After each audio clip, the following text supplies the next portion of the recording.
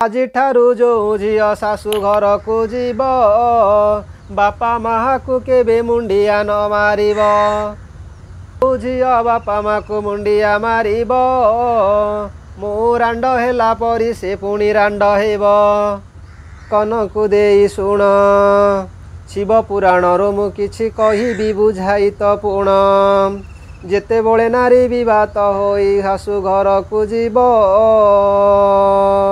बापा माँकर आशीर्वाद केबे से ने नब जेते बळे मातांकर पाद तले तुमे जीव अल्प आयुषरे तम स्वामी जे मरिब हे पंडित मंडली शुण डेरी कन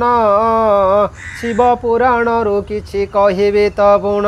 ए दोष दोष क्षमा करिब मो भौणी भाई भूलु थिले क्षमा दब मो भौणी भाई बड़ सुंदर भावरे पचारिला बाया प्रसन्न बड़ सुंदर यही तो शिव पुराण किछि किछि देवी तुमको कही तो पुण थिले गोटिए कन्या से कन्या अति सुंदर रही थिले पुण कन्याकर नाम थिला जे कनकनता विवाह समय जेबे आसिला तार हजारे बरस केते बीतीण गला भल योग्य पात्रटीए न मिलिला एते दिन बीतीण गला हजारे हजारे बरसे फेरीण गला माता पार्वती जे मन न पाइला किछि दिन बीती गला कोष्टिया ब्राह्मण बोली एक रही थिला कैलाशपुर रे जाई से प्रवेश होइला बट वृक्ष रे तपस्या जे करुथिला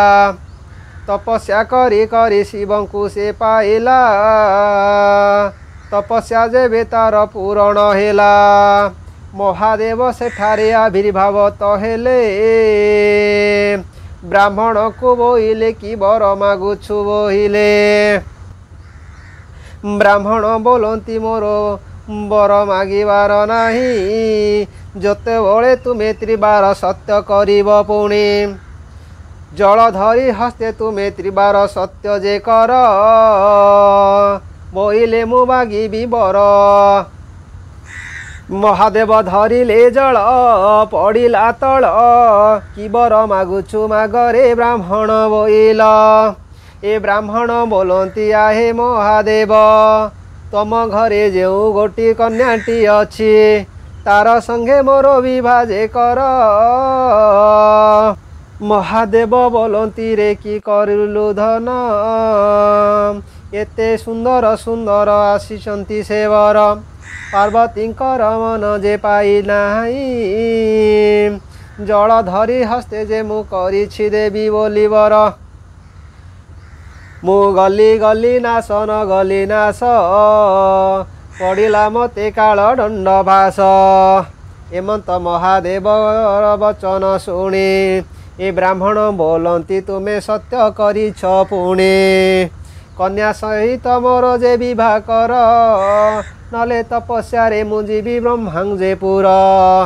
महादेव ए वाक्य शुणी कहिले धैर्य धर मोर संगतरे चाल मोहर भुवनपुर महादेव मने विचारती ब्राह्मण पुत्र लागी वंश गला मोर पुणे धर्म रक्षा करिबार अछि ए ब्राह्मण संगे मोर कन्या को विवाह देवी पुणे ब्राह्मण पुअर हस्त को धरिले महादेव घर को नेइण से पुणी गले निजर कन्या सहित ताकू विवाह जे देले पार्वती माता से दिन घरे नथिले पुओ झियो को जे देख विवाह कराइण देले घरे बसी पुओ बोउ दी जण पार्वती माता पुणी घर भीतर को गले पुण झियो को पचारुचंती माता आलो मा ए पुओ किए से पुण निज झियो को पचारुछंती माता किए लो ए पुओ तो पाखरे बसी अछंती पुण झियो बोलती गो माता पिता जते बोले नता बोइला लो शुण जननी पितृदत्य तो पुणी राज जोटक पुणी कलता बोलती आगो माता ये अटंती मोर स्वामी होचंती त्रिनाथ नाथ मोर जगतर नाथ आशीर्वाद कर गो माता पिता देइचंती संगे विवाह मते ए पुओ आघरे मो बापा करिछि सत्य रागरे जर जर हेले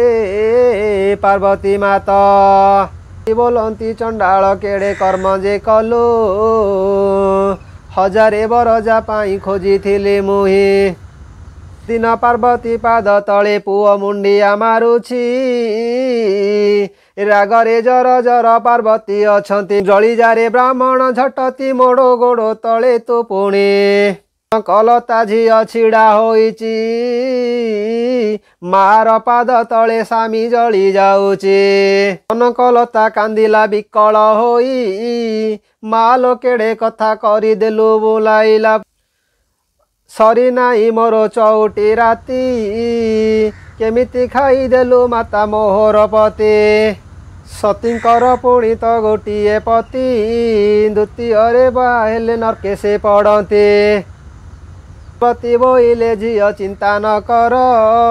खोजी देवी सुंदर तो पाई आउ गोटे बर से दिन झियो कहउछंती मार आघर आलो न पिंधिबी आउ मु सेथिरे सिंदूर ए अभिशाप थाउ पुणी जुग जुगर